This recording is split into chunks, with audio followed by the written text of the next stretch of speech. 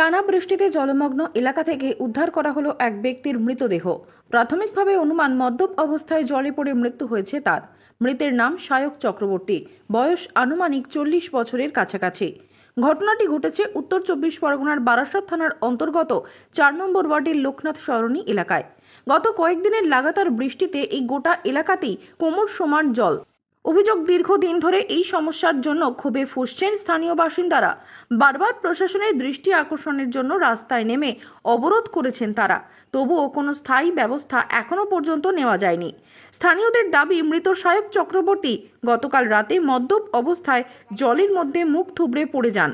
নিজের ঘরের ভেতরেই এই ঘটনা ঘটে। সকালে বাড়ির লোকজন এবং প্রতিবেশীরা দেখেন ঘরের জলের মধ্যে ভেসে রয়েছে তার নিথর দেহ। খবর দেওয়া হয় বারাসাত থানায়। পুলিশ এসে মৃতদেহ উদ্ধার করে ময়না তদন্তের জন্য নিয়ে যায়। ঘটনার পর ফের একবার ক্ষোভে ফেটে পড়েছেন স্থানীয় বাসিন্দারা।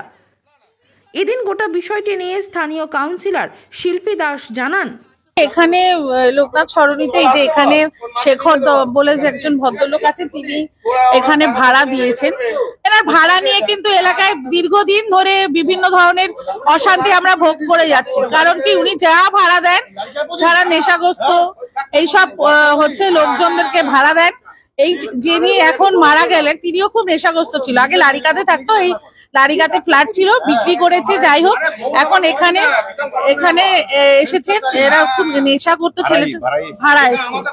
এখানে স্থায়ী বাসিন্দা না, এই কয়েকদিন হলো ভাড়া এসেছে। সায়ক চক্রবর্তী যে ছেলেটি, তার বউ বাচ্চা আছে, কিন্তু আমরা কখনো দেখিনি। মানে এখানে মা আর ছেলে এসেছে।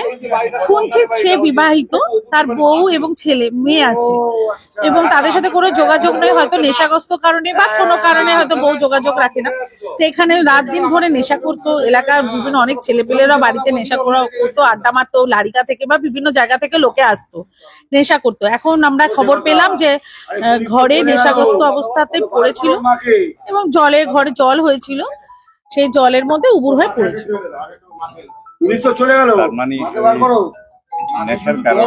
নেশার কারণে মারা গেছে। না, জলটা তো পায়ের পাতার লেভেলে জল। ওতে তো আর একটা 40 বছর ওনার বয়স। 40 বছর বয়সে তো পাতা লেভেলে জলে কখনো পড়ে মারা যায় না। একটা ছোট বাচ্চা হলে নয়, আলাদা কথা ছিল। এনার এজ 40 বছর। না, স্থানীয় মানুষ, হ্যাঁ না, জলে ডুবে বলেনি কেউই। এখানে আমি তো আছি, জলে ডুবে তো এখানে স্থানীয় মানুষরাই তো এখানে দাঁড়িয়ে আছে। বলছে জলের উপরে পড়ে আছে, এটাই অভিযোগ।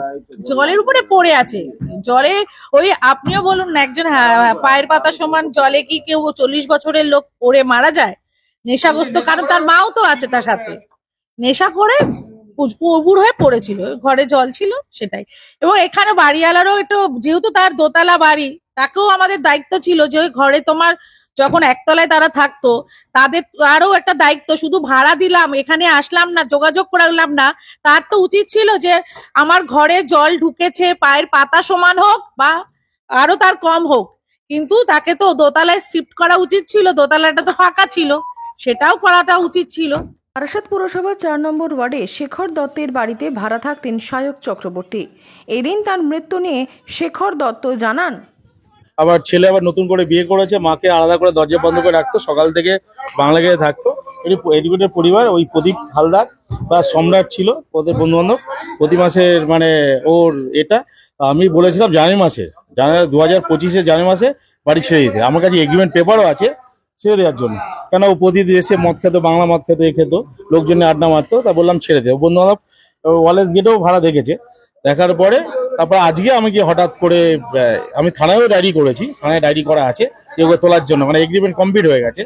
তো আসার পরে আজকে শুনলাম, আমি তখন মাঠে ছিলাম, আজকে শুনলাম যে ও ওখানে নেশাগ্রস্ত অবস্থায় মদ খেয়ে পড়ে মারা গেছে।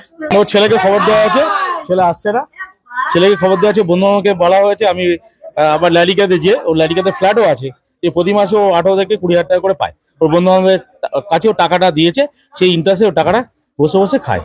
করে ও সকাল থেকে ওখানে 2-3টে করে বাংলার বোতল লাগতো। আমরা ভিডিও করেছি, আমরা থানায়ও জানিয়েছি, একেও করেছি, এবং চেয়ারম্যানকে বলা আছে, ভাইস চেয়ারম্যানকে বলা আছে।